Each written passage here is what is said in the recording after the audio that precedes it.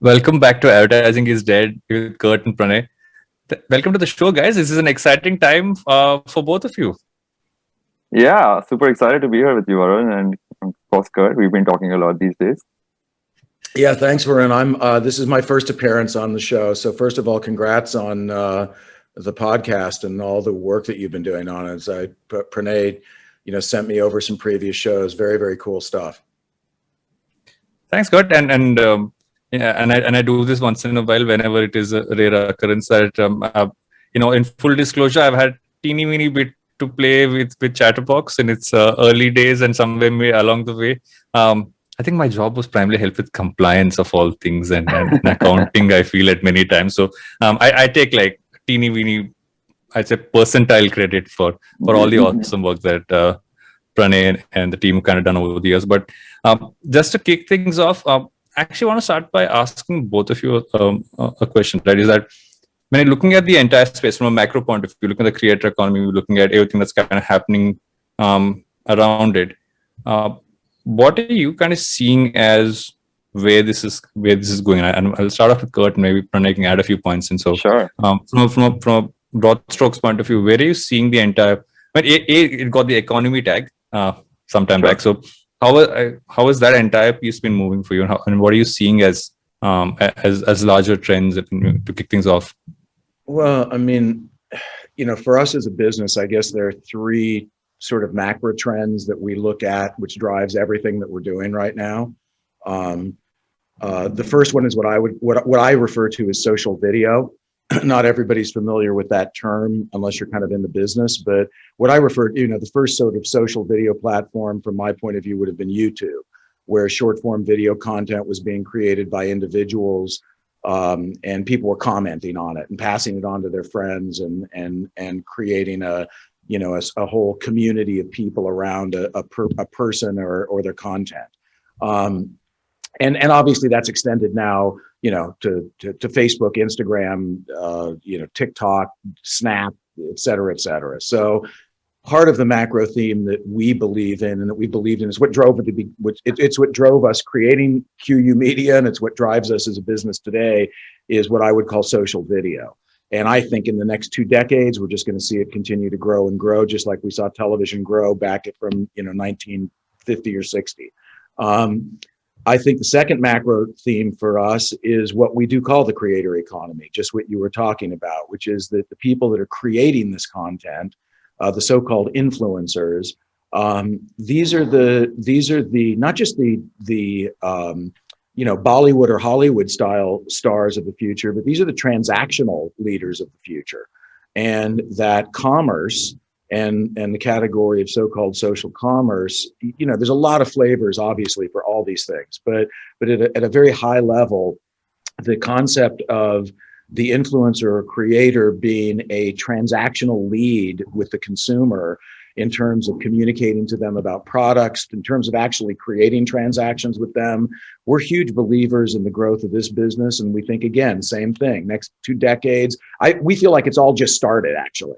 It's hard to believe that YouTube was, bought by, it was Google, YouTube launched in 2006. So about 15 years ago. It seems like it would have been 150 years ago. It's so embedded into the fabric of our lives. But so we think that this stuff is just starting. And then the third macro theme for us, which is what brings us largely onto this conversation, is we became very focused as a company on India. And a lot of people here in North America, they don't realize. Well, they realize at a very high level the growth of India, but they don't realize some of the themes of India's, I believe, Facebook's largest territory in terms of population. It was TikTok's most important growth territory for sure before they were banned by the government. Snap, a lot of Snap's valued at $100 billion as a company today. A lot of that has come from the growth that's happened with Snap in India, if you read their financial reports. So we look at those three macroeconomic things: social video, creator economy, and India. And that's why QYOU Media exists, and that's why we're doing what we're doing. So we're huge believers in the space. Pranay, I'd love to get your point of view, not just from the Indian context, but Sure. as things are kind of scaled up? How are you seeing it?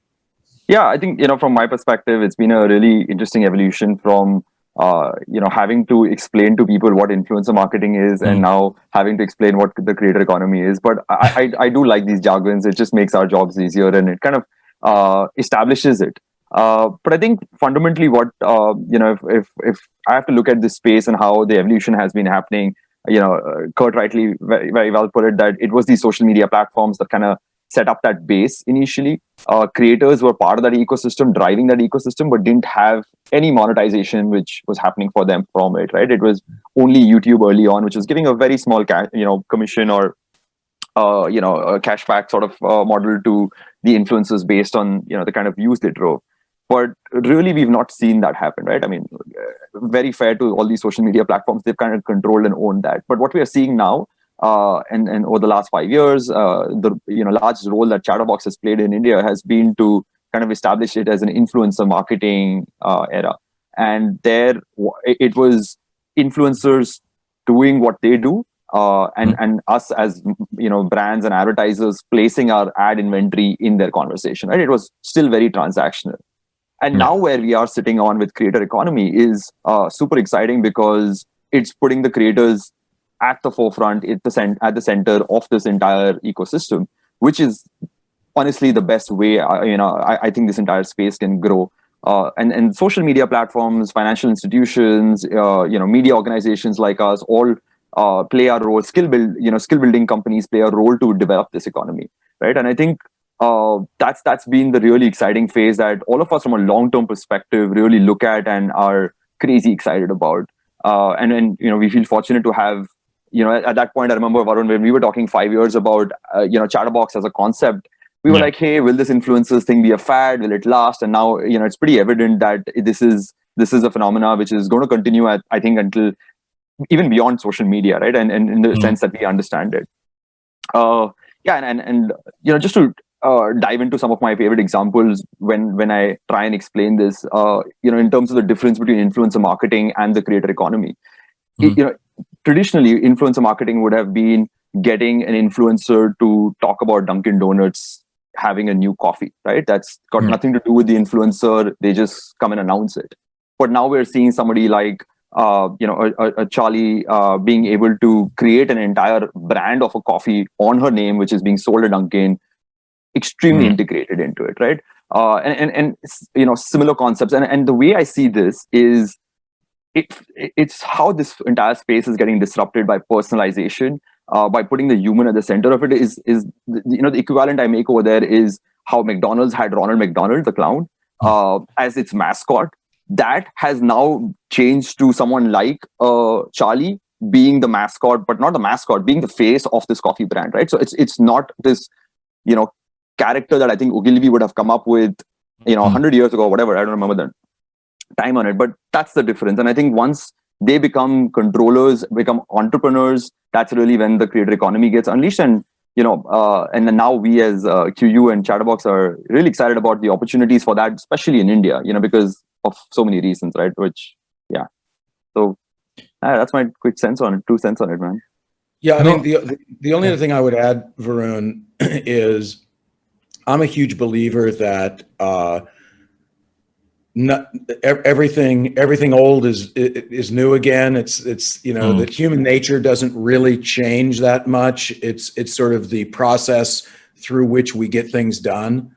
And what's interesting to me is my uncle actually in New York City used to run a business for the movie studios, doing surveys of people as they came out of the movie theaters about what they thought about the film.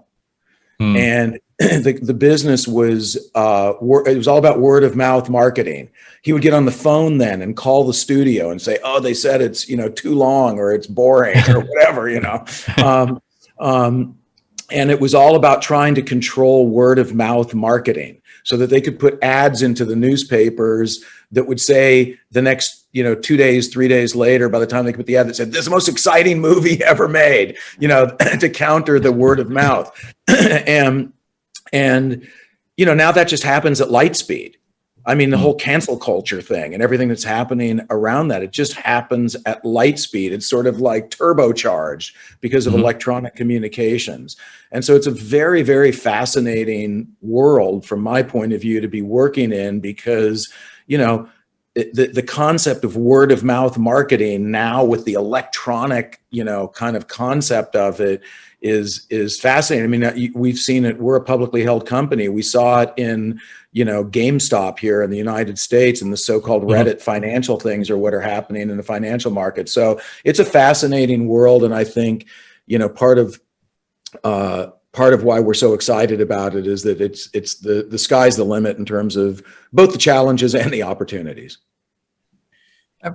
You make a fascinating point, right, when I think about it, is the fact that what the ability of people to create content online has done is that at some point it is a global phenomena, yet it's so culturally set in each region. But you know, the layers to it, where we're all doing the same thing, yet we're all doing it differently at the same time. And many times it's taken business to look at it and companies to look at it and say, okay, this is an opportunity to do something really large with this, because people are doing this for fun when it all starts off. And at some point, people realize they can do so much more with it. And at most times, it's someone who's kind of talking to them and saying, you know, this is where this could go, and this is where you could kind of go with it in an authentic manner, which doesn't seem like you're selling it. It's actually naturally who you are. So when you look at that context, was that one of the points that led to you starting QYOU Media? If you look back at how it started off and what the thought was then? Yeah, you know, it's been kind of an interesting and fascinating journey for us, because I would make the argument that the fundamental thesis that I was talking about before remains kind of identical to what it was in the beginning. And when Pranay and Julie were out here in LA last week, I guess that was this week, and I was showing them some of the old original videos that were showing how Q started. And they were kind of like, wow, are you doing any of this in India? Are the promos like this in India? Which, by the way, Pranay, I'm planning, I think that's something very interesting to re-explore. But, okay. The point I was going to make is that when we started, we made one very big and almost fatal mistake in our judgment. What you just said is exactly, was a foundational element of what we started with, which was, I had believed, this was when like there was stuff happening in Egypt when they were throwing over the government and people were talking about how this had all happened through online stuff, et cetera, et cetera. I believed that there was this global zeitgeist that had been created through social media, that kids in China and Mexico and India and the United States were all sort of part of the same fabric of this social global thing that was happening. And we were wrong. We were wrong about that. What we came to discover, and I've learned more and more about this, and even learned about this in even a tighter world, is what it's really made up of is a lot of small communities of people. And it's made up of all these, and there's very small and tight communities of maybe people who are interested in how to build something very, you know, wooden boats or something. And so they've got their own communities online. And then there's larger and larger communities. And that's why we ended up in India. We were, at one point, we were in 35 countries, and we were failing in all 35 of them. And it was because we had all of this content from all over the world that we thought the kids in Estonia and Mexico were going to be interested in, but they weren't. They were interested in their local YouTubers, their local Instagrammers, their local TikTokers, whatever it would be. They wanted to connect to somebody that they could identify with, that spoke their language, and, you know, was part of their community, if you will. And so I think there are things where the worldwide community sort of, you know, whether it's the Me Too movement or cancel culture or whatever it might be, sort of operates in that sphere.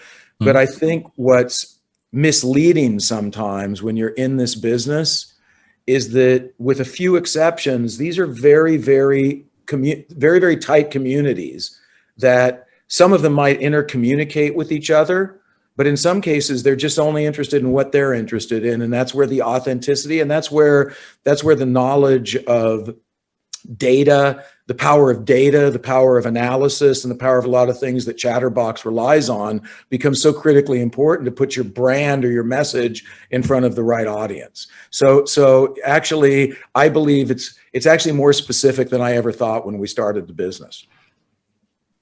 That's interesting, right? And I'm going to take something from that and actually go to Pranay saying that. Sure. I remember that the last time you were on the podcast as well, we spoke about how kind of using data and using everything else and how it's culturally there. But as you scale that out and you look at how this could kind of help from a global context, and I'm flipping this one on the other side, and what are you kind of seeing as pieces that can go beyond what you've been doing in India so far? Sure. So I'll come to that, Varun, specifically, but just to touch upon this and then connect it. I think the communities aspect is extremely critical. And even back when I was running Let's Intern as my previous startup, we started from that core, right? This was peer to peer. It was student-led communities that we were building for brands, and that's still extremely critical in this entire influencer landscape. But what we are seeing is that now there are a lot of influencers who are finding audiences in parts of the world that we didn't necessarily plan for, and we saw this happen to an extent in Bollywood as well, right? I mean, I don't know, a few years ago, I wouldn't have expected movies like Dangal to do well in China, or I wouldn't have expected, I don't know which Kapoor it was, one of the older Kapoors, to have this massive following in Russia. So I think there are aspects to culture, to content that are going beyond breaking boundaries. But having said that, I mean, it's such a wild space that I would say that's still an outlier. At the essence, we're also seeing this massive focus in India towards regional languages, towards these communities that Curt was talking about as well. So I think both those spaces are moving. From our perspective, and I'm saying this as Chtrbox and not necessarily the whole QYOU landscape right now, but as Chtrbox, we were becoming and doing really well with the India landscape. But there are so many interesting opportunities at the global level to be able to take Indian talent global, as well as to be able to bring best case practices that QYOU's US influencer marketing arm is doing. And we spent a lot of time with kind of just going through their work, and it blows my mind that there are some things that we are not doing, and it was vice versa. So I think and see, at the end of it, we are a 35 people team, right? I mean, and it's a new industry. You're gonna do things that right. But I think just putting these two pieces together for us is really exciting, and we're already exploring a lot of global mandates. And this started to happen last year when we explored a global partnership with a lot of influencer marketing companies as well. So I think innately, one, you have to figure out what your core strengths are and how do you want to build an organization. For us at Chtrbox, we were very clear that, hey, going deeper into India is one big focus. But at the same time, being able to bring in these, global best practices is something that we really want to do and bring that value to our customers and clients in India as well. And I think that's really what's happened. And then, man, putting a television channel, which, the Q runs here, which is, I would say, I don't know, Curt, you'd probably be better, but like 95% creator run, which is insane as a concept to us. And that's really what, appealed to us as a vision. So that's something that we're really excited about. I don't know if I've addressed your full question, but if you want to hit me with it again. You have. Okay. Curt, I actually want to take a step back and kind of go through your entire career journey, right? Because I think it's fascinating to see all the stuff that you've done through your career, and I'd love to hear from you. I can't do justice to it because as soon as I saw it, I'm like, that's a lot of really interesting things that you've done through your career. So would love to hear from you in terms of how that journey has been and how that, in many ways, one thing which you said earlier, saying the more things change, the more they stay the same. Through that journey, what have you kind of seen that stays the same, and what's changed? Yeah, we'll take the rest of the podcast if I go into any detail. I'll try to go high level. I might not reveal my real age, but I'll say that I've been doing this for over 40 years, so it's a long time. But I started at a very young age. So the theme of my career, I would say, is that I like to try new things. And so what that's offered me is the opportunity to be part of kind of explosively growing, primarily media industry things that have happened. I actually started as a wildlife cameraman and producer. It's how I started my career. And the first show that I produced, the first sort of largest show was for this new channel that had just launched. I think it was in 1980, called the Disney Channel. And it's an interesting thing, and I'll go into a little detail because I think it points out an interesting thing. That was when cable and satellite television was just starting, and that's when CNN had been around for a while. Well, with CNN, everybody said, who the hell's going to watch news 24 hours a day? What's that channel? How's that channel ever going to succeed? Why would anyone want to watch the news 24 hours a day? With Disney Channel, they said, how can that channel ever succeed? Because when kids are in school, no one's going to watch the Disney Channel. And when kids are asleep, no one's going to watch the Disney Channel. So that means they've only got these little tiny slivers of like 6 hours a day when kids can watch the channel. How could a channel like that survive? Those were the questions people were asking back in those days, which seems silly almost now, you know, that people didn't think that things would change and those would be overcome. But I was part of the explosive growth of cable and satellite television. And in a long story I won't go into, I went from working, my standard sentence is I went from working with wild animals to working with wilder animals when I got into the MTV music video business with rock stars and rock bands.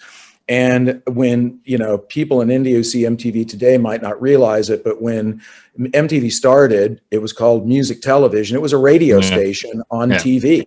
It was just like listening to a radio station, song after song. It just happened to be visuals with it. And no one thought MTV would succeed when it started, but they captured the imagination of people. And probably the most famous campaign in the history of television for bringing on cable and satellite subscribers was the campaign called I Want My MTV. And they had rock stars come on and say, I want my MTV. And then what would happen is a kid would be over at his friend's house that had cable or satellite TV. And the idea was he would go home to his parents' house and say, Mom and Dad, Joey has MTV. The only way we can get it is if we subscribe to cable and satellite, because it wasn't a free to air channel. And that drove the growth of that business because kids wanted their MTV. And so I was in the middle of that. And not only that, but MTV became the voice of a generation of youth. Just the same way, I know it's not in India now, but TikTok here and Snap and Instagram are the voice of teenage, you know, kids from 12 to 24 today all over the world. MTV was exactly the same analog for that. It was identical. It was just that there was only one place to watch it on television. It wasn't the way it exists today. So that was a fascinating journey, and lots of stories, as you can probably imagine, from those years. But what happened was I then transitioned into what people thought at the time was going to be the next big media business, which was called CD-ROM. And people have completely forgotten that business even sort of happened. But in the early 90s through sort of the late 90s, pre-internet, the CD-ROM business was the concept that personal computers were coming to people, and people were going to take these shiny discs called CD-ROMs, insert them into their computers. And there was like a famous disc then called Encarta, which was a global encyclopedia. And you could get knowledge. This is pre-internet, get knowledge of all these things. Instead of having to get an encyclopedia on a book that got published once a year, Encarta had all this information that it could put onto your computer off this disk. And then there was this really amazing thing. You could go onto this thing that no one really quite understood called the internet, and it would allow you to download new updated information on things. And people were blown away by this. Well, what happened was you could Google and search now and find articles that said this was going to severely impact the Hollywood business and everybody was going to start watching content on their computers. Well, it didn't happen. It was too early. Bandwidth speeds were too slow. The content was not very good. All the stuff was happening. And the CD-ROM business kind of went up and then crashed back to earth. Well, while that was happening, so I was in the middle of that. I founded my own CD-ROM company. I became president of a publicly held CD-ROM developer that was a high flyer for a while, and called Seventh Level. And I was right in the middle, and that's when I got fascinated by the technology that was driving the media business. While all that was happening, coming up underneath that was this new platform called the internet. And I was like, whoa, this is unbelievable. You know, the information superhighway. It was almost unimaginable. Like, wow, is this really happening?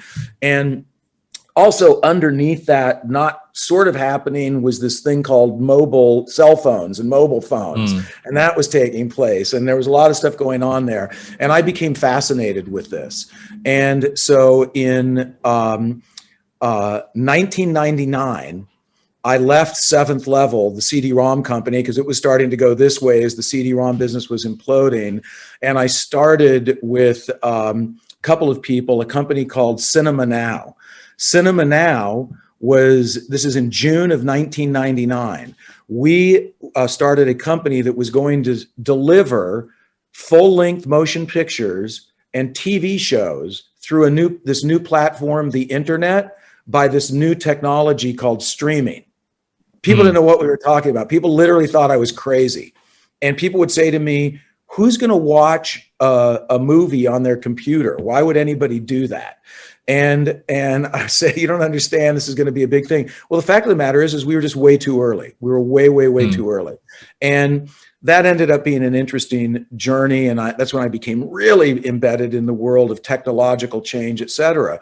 In 2008, I became president of digital of the movie studio Lionsgate. And in one of the very first meetings, we'd have the executive roundtable of all the executives of the different departments. And I'm the digital guy, which studios didn't even have digital groups then. And I walked in and I hold my phone up, which was then a BlackBerry. And I hold up my BlackBerry, and I'm talking about, and I'm saying, you guys don't understand. People are going to be watching movies and TV shows on these in the future. And there's a good buddy of mine, still a good friend of mine from Lionsgate, who looked at me. He goes, Curt, you're trying to tell me somebody's going to watch a movie on the phone? I said, yes, they are. He goes, you're freaking crazy. You don't know what you're talking about. That's insanity. That was in 2008. That was 12 years ago. Okay, 12, 13 years ago. Not that long ago, really. And so what's happened, so I was at one of the first deals I ever did at Lionsgate was I was on the front page of Variety and the Hollywood Reporter, which is the big trade magazine here in the movie business. I was on the front page with Eric Schmidt, who was the then chairman of Google. And one of the heads of Lionsgate came to my office. This is like 2 weeks into me starting there. And he said, pull down all of our, there's a famous movie, it's probably known in India, called Dirty Dancing. And Dirty Dancing is a very, very big international hit. And he comes into my office, he says, I want us to pull down all the clips that these people are publishing up on YouTube of Dirty Dancing. And I said to him, I said, what are you talking about? These people are marketing the movie for you. They're just people that are fans of the movie putting up their favorite clip to market the movie. Why would you want to shut down all these people marketing your movie for free that you normally would pay for? And he's like, really? And so we started the thing called claiming, and we were the first movie studio to not stop the flood of YouTubers and YouTube fans putting that stuff up. These are just examples of the crazy changes that I've seen happen. And that's why when people talk about the shift that's happening now of, Pranay and Chtrbox talks about people-powered marketing, that everyone's an influencer in their own right, word-of-mouth marketing. That concept, which still seems a little bit hard for people to wrap their heads around, just like Bitcoin is hard or cryptocurrency is hard for people to wrap their heads around, it's going to happen. It is happening. It's not going to happen. It is happening. And I think that we'll see the same sort of thing happen over the next, again, decade or more in that world of the creator economy that I've experienced. I've seen it happen over and over again. Now, sometimes things like the CD-ROM business, everybody gets all fired up about. They think it's going to be the biggest thing since, sliced bread, and it ends up not working out the way people thought. But this concept of a creator economy is not going away. I'm 1,000,000% convinced of that. No, as you're telling me that entire piece, and I was that kid who had the encyclopedia CD-ROM. I also update them on my on my PC at that point of time. I also worked in tech support for a while in a call center, so I've had people who called me with weird questions on that one. But as I was listening to you, I was thinking about a few things, right? And I said that one of the reasons why some things don't evolve as quickly, but some things still stay the same, is because primarily, I guess, all creators, and I'm putting a blanket creator label across anybody who was in the television business, early internet, even now, is that as long as speed and monetization to a level are at an opportunities stage, people kind of get into it. So uh, I know Pranay said this many times to me. It's the fact that you don't necessarily have to be someone with 1 million followers. You have a captive audience, and that's your pipeline to which you can kind of scale. And I think the more monetization is kind of growing into that space, the more people understand that maybe I don't need a job. Maybe I can just do this and have a tight knit audience. And there are ways for me to kind of scale up and do so. The creator won't come up with a new term. I don't know if it's already a term, but the creator gig economy might actually be a thing in many ways. So, actually, Pranay, I want to ask you this. You've seen this at close range, especially in the Indian market, right? And how that's kind of scaled when you look at influencers who are not necessarily your top 1%, if I have to call them that, but who have been able to scale and kind of build this. What have you seen that's really happened with that category? Sure. Okay. So, I mean, let me start with the statistic because it gives context to a conversation. 30% or 29% of young Americans want to be creators. I don't think a survey like that has been done in India, but I won't be surprised if it's up there, right? I won't. Maybe the exposure levels, and maybe we still want to be doctors and engineers at the core, and I respect that fully. But there are a lot of people who want to. I'm just going to put this here. I'm an almost 40 entrepreneur who's now a podcaster and learning how to vlog. So I totally know what you're talking about. Who's been an engineer and started a creative. Who's been an engineer as well. So yeah, I totally know what you're talking about. Yeah, so it's happening, and I think the reason why it is obviously like it's super fun, right? I mean, it's something that you really want to do because you enjoy what you talk about. So I think that's the constant. And I think with a lot of these creators, it starts out like a hobby. And I was making this parallel earlier. It was like, think of it this way, like people were driving around for fun, right? As a hobby. And then Uber happened because then now it gives you money to make, right? That's where the creator economy right now is. It's like people are creating this content for fun. We're expressing ourselves, all of that. And then that starts to happen. But I think people know that now. So even a super early stage nano micro influencer today has that goal ahead of them, saying that, okay, now I need to develop this. I need to develop my skills in a certain way. I need to think about monetization pretty much early on, not do the wrong things, of course, but still build that out. So that's something that we've seen. And I said this earlier. I mean, the first, I think, 2 years, we really had to educate the market in India as well, to even on the influencer side, right? While we had, these college students who had creative skills, they didn't know that this could be a career. They didn't know. So a lot of people stumbled upon it. So it's fully grown. When we look across the pyramid, like there are these amazing, massive success stories that we now know as, big YouTubers, Instagrammers who have scaled up. But there are these emerging creators, and a bunch of them are now, just doing not just the traditional influencer marketing business, and especially in these last 1.5 years with, like, unfortunately, lockdown situations and stuff. There's so much of digital, economy that is getting unlocked in India. I think they're fortunate to be in that place. So my sort of go-to example in my head that comes to me first are these two amazing dance creators that we work with, Team Nach. We exclusively manage them. And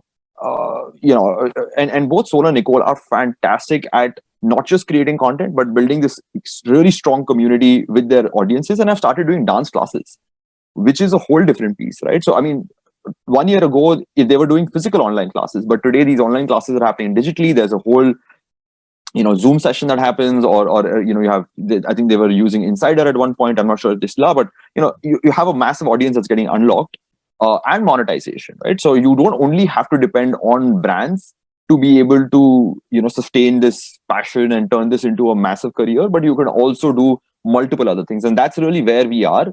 And that's, I don't know if you of course know, but I don't know if all the audiences here know, but Chtrbox also, outside of course doing this whole thing on technology. We were doing, creative campaigns for brands. We also started to manage about 35 exclusive content creators as well now. And that's because we knew how to support this and we wanted to support it, right? It's a solid business decision from our side to go after, the creators and support this growth of this economy and, as a company benefit from it. So that's my quick take on it. One thing I was going to add, Varun, is I think Pranay and I were speaking about this when he was out here, is that people have forgotten that the original tagline for YouTube was "Broadcast yourself." Mm-hmm. That was their original tagline: YouTube, broadcast yourself. And we're in a world now where everyone can be a broadcaster in a sense, just like you're a podcaster. And that's a seismic shift when you start to really think about that and think about what does that really mean? Well, suddenly now that communication infrastructure of every person on the planet with a phone and a connection to the internet or the mobile web or whatever you want to talk about has the ability to be able to push forward on a video basis, not just audio, but audio and video basis, what their thoughts are and what they think about, et cetera. That's very, very different than any version of media distribution and consumption that's ever existed before. And at the end of the day, when we talk about the more things change, the more they stay the same, people liking to consume media, that hasn't changed since television started in 1950, video of media, and brands actually wanting to align with that content that was being consumed. That's the same as it was in 1950 when television started here. They used to have a gas company next to the show saying it's brought to you by the Texaco Theater. That was branded entertainment. That was influencer driven content in black and white TV in the United States in 1950. We just did a deal recently with not Unilever, with P&G and Procter and Gamble. And Procter and Gamble has Tide soap. A lot of people don't realize that the expression soap opera, the word soap opera comes from when P&G was the biggest advertiser on TV selling soap on television. Oh, wow. And so that's where that word comes from. And that's where, when we talk about, the more it changes, the more it stays the same, but it's just in a different delivery mechanism. It's like maybe one day we'll all have jetpacks and ride rocket ships around. I don't know. but we're in a different delivery vehicle for all that. And so that's why I just see the growth potential. That's why I'm so passionate about what we're doing at QYOU Media. That's why I'm so passionate about what Pranay has built with Chtrbox. This is just the beginning. This is just the beginning of the explosive growth that's going to happen in this space over the next 20 years. Yeah. I like the point you made about how everybody's broadcasting themselves, right? Because someone the other day was talking about this, and I was like, you realize that if you're a creator today, you're building your own media channel. And the more channels of distribution you have, you might not make money today, you might not make money tomorrow, but you're eventually going to make money out of this because you are building entire pipelines for yourself, and there's an entire industry around you that's helping you kind of scale that out and find ways to build yourself. Getting to the point of people joining forces of sorts. It's obviously two different markets. I know QYOU's has in India operations as well. I want to understand what you saw as core synergies, what you seeing as things you kind of looking at moving to the future, and I know there's the television side, but there's also the influencer side. So how does it all kind of add up when you look at it from a global and local context?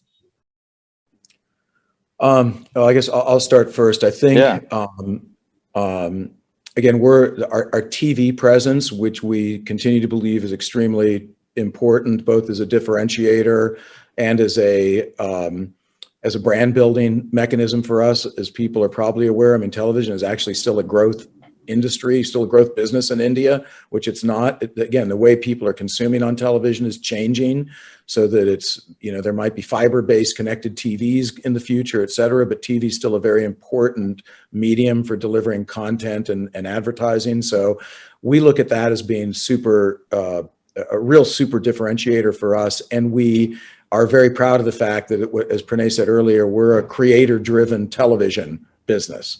So that's a unique position to be in. That's always been what we've been about. Well, in order to do that, you need to have an army of creators and talent and people that are supporting that. And obviously one aspect of that is going out and creating our own sort of machine, if you will, for discovering those things, finding those people, getting to that content, et cetera. But it's also, influencer marketing as a revenue generating part of our business had always been something that was important to us. And we run a successful and fairly rapidly growing business in influencer marketing, specifically here in the US. So we had been using some of the best practices, I guess I'll call, from the business here to sort of build out our business. And that's when the sort of Chtrbox connection happened. So I think what Chtrbox represents is always where we were headed.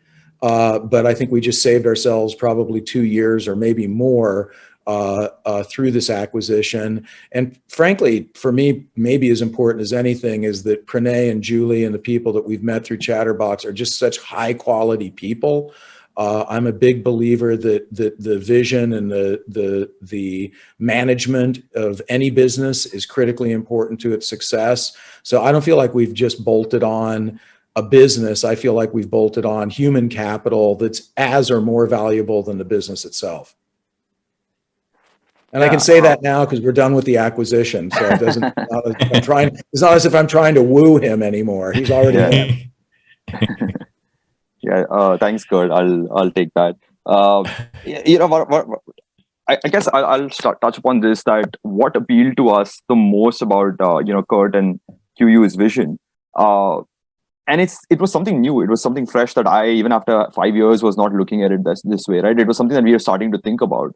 But they already were on that. One was that when I thought of influencer marketing or what Chtrbox was doing, I was only looking at it from a lens saying that, okay, there are these amazing influencers and we can help deliver their content better on social media, on these 2-3 platforms that we are focusing on. And we can monetize that by offering brands access to that, right?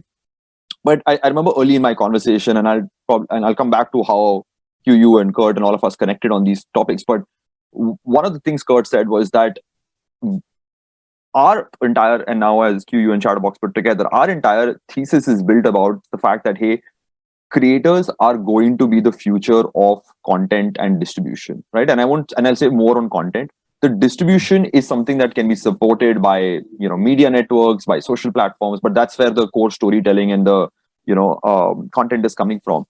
The channels are going to keep changing, right? Today, the channel is YouTube, or it was a TikTok for a while in India. Channel will change. That channel could be television today. Tomorrow it could be, blockbuster movies that are coming out. It could be music. It could be events. It could be podcasts, whatever. And I think that's really what we aligned on. And from an India perspective, our focus was to build our capabilities. And we were seeing so much interest from our brands for tier 2, tier 3, tier 4 India as well. And we wanted to develop that, right? And we started something called BharatBox as a division within Chtrbox to be able to focus on this. And what QYOU's The Q, which is, the fastest growing TV channel now in India, which is all this creator-led channel is focusing on, is this audience, right? It's this new young India. And the fact is that, what about maybe 300-400 million people in India out of the 1.34 billion people that we are on smartphones. The rest of the India is still on, basic data access. They're still on television.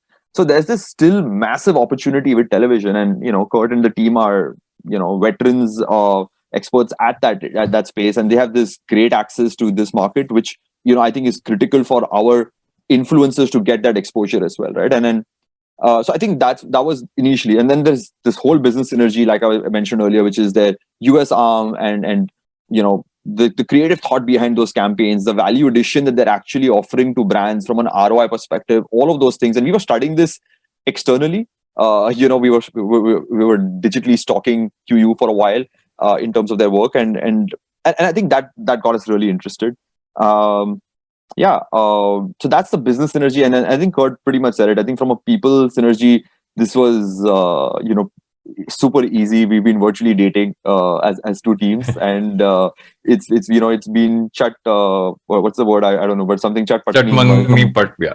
Yeah, that one. So chat whatever. So that's kind of how it's been, and yeah, just to yeah, I guess I'll circle back to the synergies, but I mean that's something that we're really, and then of course there's business synergies in terms of clients. We've got very similar clients, and it allows us to scale up faster. And we've been talking about this full mantra of how do you make 1 + 1 = 11 in this entire space, right? If you want to go after something you believe in, I don't want to spend the next 30 years building an average organization, right? Or a successful organization. I want to do it now, and I want to move fast at it. So for us, it was the right time. Most importantly, the right people, right? The right company.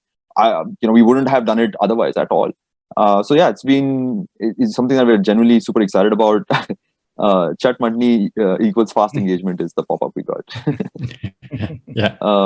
But yeah, that's the quick story. I was just thinking about one thing is that I know part of the India team is also Krishna Menon, and I was thinking about the fact that when he and I worked together very briefly in one of his older stints was when 3G had come to India, and he and I were trying to trying to make videos that people would watch on 3G phones.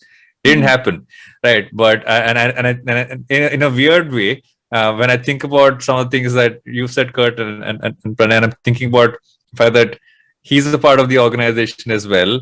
And in a weird way, we've all been trying to do a bunch of these things. It just there's a right time and things kind of scale up, and there's a right time and synergies happen. And I guess that's what makes these things work. Yeah, it was interesting. I mean, I know obviously these communities in the media space and tech space and movie space, TV end up being small in a weird way, but it was amazing when we all got on the call with sort of the key managers from each company, and half the people already knew each other and had worked together before. I mean, I thought that was like, okay, this is meant to be. We already know each other. We're already friends. I mean, Sundar Aaron, who really started the business with me in India, he knew your founders. It was pretty extraordinary, actually. Yeah, I mean, him and Gaurav Kapoor, who's Chtrbox's early investor, had played football together. I mean, so those made it easy to trust and establish that. And I think outside of that, it just was good dhanda sense from both sides to do this. Yeah, so we're excited and glad this happened. One of the key things, right, is that when these kind of things kind of come together, and that's generally a question I ask anyone who's going through the process of acquisition and kind of come together, is that as entrepreneurs there is a certain way in which you each function. There's something that drives you towards doing it. So what makes you kind of do it, but also kind of what makes you kind of come together has always been the question. So it's a slightly arbit question to ask at this point. We've been doing this. We towards the end of the show, so that's when our bit questions kind of come into place. So I'll ask you both that question, saying what drives you as entrepreneurs? Yeah, Curt, you want to lead or you want to do? Yeah, I mean, what drives us as entrepreneurs? Yeah. I mean, I just love. I left out when I did sort of my history, I left out that I was part of the home video industry too. Set of videos I did for a rock band called Motley Crue was the first home video ever put out by Warner Brothers Music on a VHS cassette. Was it Home Sweet Home? Yeah, Home Sweet Home. I produced that. Yeah, that was on that cassette.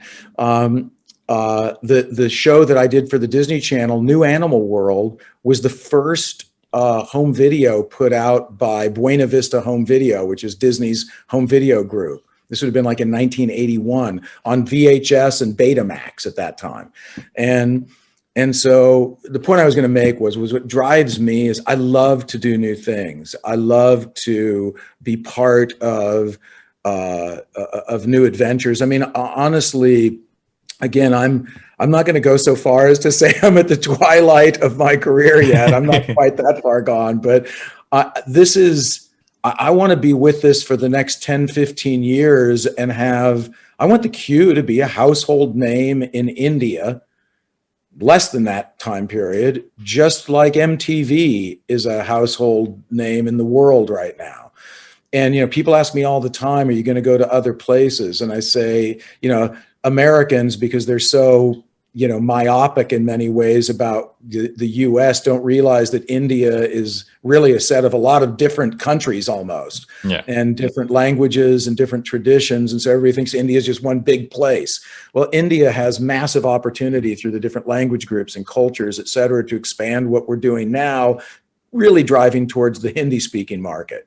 And so, we have a lot of aspirations to do a lot more across India. It's an endless opportunity on a go forward basis. With that said, if we have great success that we expect to have in India, the rest of the world, we're already here in the United States. We've dabbled in other places in our history. There's a lot of places that are opened up. So I guess I look at this as I'm sort of strapped on for the ride on this one for a long time. It's taken us longer to get to this point than I expected, but that's almost always the case with these types of things. It's very rare that it happens faster than you think. And so what drives me is waking up every morning and knowing that there are new challenges that we haven't even begun to tap into yet. And those are limitless in this particular business right now. They're literally limitless. There's new stuff that we can try every single day. And at some point, when this becomes just the regular old business and everybody does it, et cetera, is probably when I'll step out and do something else and lose my interest. Pranay? I think as an entrepreneur, man, my what I wake up every day is I like solving problems, and as an entrepreneur, you decide to solve a problem and solve it for a long time and solve it really well. You want to be the first, you want to be the best at solving that problem. And I think that's really what drives me. The success, if it does, the stress is all a byproduct of being an entrepreneur. But I think that's what I really get excited by. I'm going to reflect back on this question to actually. The vision of ISEC, which was a big, where I learned a lot in my early college years. And it stood for peace and pursuing peace and fulfillment of humankind's potential. So I think that's something that's ingrained into me, who I am. I want to solve problems for people. And, what I did earlier with Let's Intern was helping college students find internships. What I started out Chtrbox was to help, creators find a career in, being, creative on social media. And I insanely, my previous co-founder used to joke about the fact that, at that point, that I kind of believed in social media more than Mark Zuckerberg. So I've just been generally like a guy who's been excited about this whole space. And I guess these are the, fun things. And like having, good people to work with and, stay focused on solving problems rather than, I don't know, I guess sometimes you get stuck with like, processes and politics in other companies. So this was just like a pursuit that I wanted to have for my life, man. So it's also why creators do what they do. They create, right? Where entrepreneurs we build, we create. So that's being a creator keeps me away from compliance. That's literally why I do it. That's true. And as one of my old rock star friends used to say, it ain't easy having this much fun. I couldn't agree more. And speaking of fun, so the last part of every single episode is me asking this. I have asked, I think, in my 130 odd episodes, I have asked all my guests almost the same exact set of questions, and generally have not got the same answer. So I should have experience in this one. You have experience, but there's a question added on since the time you did this one. So I'm going to start with Curt. So because you've done this one before, Sure. Curt, what do you spend a lot of time doing that? People who would know you be like, really you spend a lot of time doing that, or spending a lot of time? It could be doing something, could be consuming something. What's your that one piece that you spend a lot of time beyond work, beyond everything else? Actually, other than work, the one thing that I do is I go to the gym, which were closed here because of COVID. So I was riding my bike almost every day. I have to get physical exercise of some sort almost daily, or I lose my mind. And I literally put headphones on for an hour. I blast various kinds of music. I listen to EDM. I listen to heavy metal. I listen to jazz. I listen to 70s R&B. I change the music a lot, but I love to listen to music blasted really loud. My iPhone always comes on and says, you have to turn down the music. It's probably because I'm a little half deaf from the years of the rock and roll business, but I love to listen to loud music and exercise and sweat. And I always feel better afterwards. So that's actually my other passion, is if I have a day when I can't physically sweat and exercise, I don't feel good. I'm with you on that. I've been like that for the last 2 years now. Yeah. Varun's on his way to becoming a fitness influencer as well. Yeah. I make fitness reels every couple of days. It's become my new thing to do in the last 6 months. Pranay, what? Okay, so you can't use the answer you used last time. The last time I remember this, and I weirdly enough remember it, is that you mentioned that you go play football. Oh, interesting. So you can't use that one. Fair. So I think sports has generally been like, I actually played, my first sport is basketball. I've picked up tennis in the last 6 months, and that's been exciting. But I chase my cat a lot, and she really, like, for some reason loves being chased, and it's my, like, you know, every like 2 hours. If I have to take a break, that's like something I do. And so this is, I know she's listening right now. It's a shout out to her. out of 130 shows, chasing my cat. Chasing my cat never come up. Actually, even what you said never came up. Working out every day has not come up till now. So we're still sticking strong onto this one. The other one, which has had some common questions, is what can you put together in an instant? And Curt? Put together in an instant. Pranay had an answer quickly, so I'm going to let him go first. A story. Pranay knows I'm a storyteller. He is a storyteller for sure. Mine would just be, man, the only thing I can come up with in an instant is something honest. Like, I cannot cook up something which is not honest. Like, if you ask me, and if I'm giving you an honest, immediate response, it's probably honest. See, like this one. Anything you guys have read, watched, or listened to in recent times you'd recommend? Actually, you know, we spoke about it at the very beginning, but this, I find this digital publication, The Information, to be really informative. You know, there's so many of those things that are out there, but I'm pretty religious about reading that on a daily basis. I kind of feel like that's, you know, maybe in the old days it was the New York Times or the Wall Street Journal or whatever people paid attention to from a print media perspective. I find them to be the most insightful of the publications that are out there. So I read that every day now. Yeah, I consume a lot of good content, but I think for me it's sports that like really drives energy in me. So I'm watching the NBA playoffs these days, and it's nuts. And yeah, I mean, it's just I get a lot of inspiration from these people who, in those 90 minutes, have to put in their best and compete. I mean, it's to me, sports is like the epitome of how people come out and have to be their best. So yeah, I would encourage anybody who's not watching NBA playoffs to check it out. Yeah, Varun also, I grew up in San Diego, California, and was a surfer. And so I love watching big wave, extreme surfing videos on YouTube now, because the kind of things that these guys do today was never, ever done when I was an active surfer. So one of my recent discoveries is an Instagrammer, I think it's called Clark Little. And he stays in Hawaii and he just clicks images of waves. That's what he does. It's the most beautiful imagery I've ever seen. So he goes under the wave when it's kind of going in, and he takes photographs. So when he said stuff, I keep looking at those and like, that's a job. Like that, there's a guy whose job is to take photographs of waves from inside that, and he's got a following on Instagram, so he gets to do stuff. I'm like, that's the creator economy. That you get to do that and make money out of it. So yeah. Clark Little. Clark Little, I think, is what his thing. I'll look it up. I know exactly who you're talking about. Yeah. And what is generally my final question, which has evolved over time. It always used to be, till I hit 100 episodes, used to be why the advertising not die. But now I customize it for each episode. I try to at least. So I'm going to ask both of you this. Why do you think the creator economy will not die? Go ahead, Pranay. Because it's what people do, and I think that's innately, true to who we are, and I don't think that's ever going to stop. Formats will change, but people doing what they do, and that's fundamentally and I believe that the future is going to be decentralized rather than just big giants owning everything. And I think people will. I said this long back, which was that back at some point why everybody owned a certain amount of land and made grew something there, made money off it. Today everybody is going to own a certain amount of digital real estate, and that's going to be their piece, right? And it could be so that's why I don't think it'll ever go away.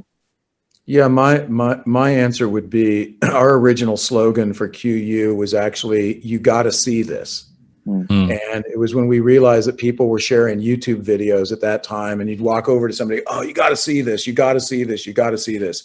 And it goes back to word of mouth marketing. Word of mouth has always been the most powerful marketing tool. When somebody you trust, who's your friend, tells you to buy or see something. And that's why I believe it's here to stay in a massive way, because I even though I am the oldest one on this call, I still have 2 teenage daughters, and everything they think, they do, they see is being driven by the digital word of mouth economy that creators are driving.